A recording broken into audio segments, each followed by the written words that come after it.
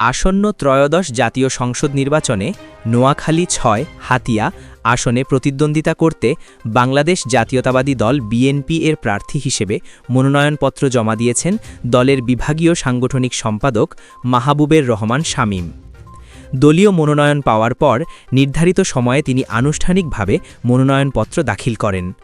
মনোনয়নপত্র দাখিলকে কেন্দ্র করে হাতিয়ায় বিএনপি ও অঙ্গ সংগঠনের নেতাকর্মীদের মধ্যে ব্যাপক উৎসাহ উদ্দীপনা লক্ষ্য করা গেছে। এ সময় দলের বিভিন্ন স্তরের নেতাকর্মীরা প্রার্থীকে ফুলেল শুভেচ্ছা জানান এবং বিজয়ের প্রত্যাশা ব্যক্ত করেন।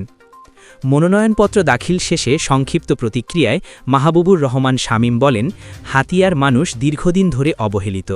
আমি নির্বাচিত হলে এই দ্বীপ উপজেলার উন্নয়ন, নিরাপত্তা ও মানুষের মৌলিক অধিকার প্রতিষ্ঠায় কাজ করব।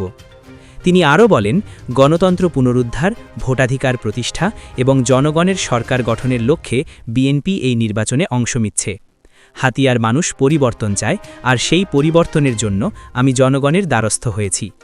স্থানীয় বিএনপি নেতারা জানান, মাহবুবুর রহমান শামীম একজন পরিচ্ছন্ন ভাবমূর্তির রাজনীতিবিদ এবং তিনি দীর্ঘদিন ধরে দলীয় আন্দোলন সংগ্রামে সক্রিয় ভূমিকা রেখে আসছেন।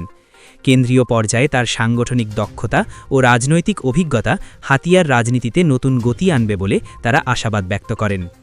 মনোনয়নপত্র দাখিলের সময় বিএনপির জেলা বিএনপি আহ্বায়ক ও সদস্য সচিব সহ জেলা ও উপজেলা পর্যায়ের একাধিক নেতা উপস্থিত ছিলেন। তারা বলেন, অবাধ, সুষ্ঠু ও নিরপেক্ষ নির্বাচন হলে নোয়াখালী ৬ আসনে ইনশাল্লাহ বিএনপির প্রার্থী বিজয়ী হবেন। উল্লেখ্য, নোয়াখালীর দ্বীপ উপজেলা হাতিয়া দীর্ঘদিন ধরে যোগাযোগ, স্বাস্থ্যসেবা, শিক্ষা ও প্রাকৃতিক দুর্যোগ ব্যবস্থাপনায় নানা সংকটে রয়েছে। এসব সমস্যার সমাধানে কার্যকর ভূমিকা রাখার প্রতিশ্রুতি দিয়ে মাঠে নামছেন বিএনপির এই প্রার্থী। আগামী দিনে নির্বাচনী প্রচারণার মাধ্যমে তিনি সাধারণ মানুষের কাছে তার উন্নয়ন পরিকল্পনা তুলে ধরবেন বলে জানিয়েছেন।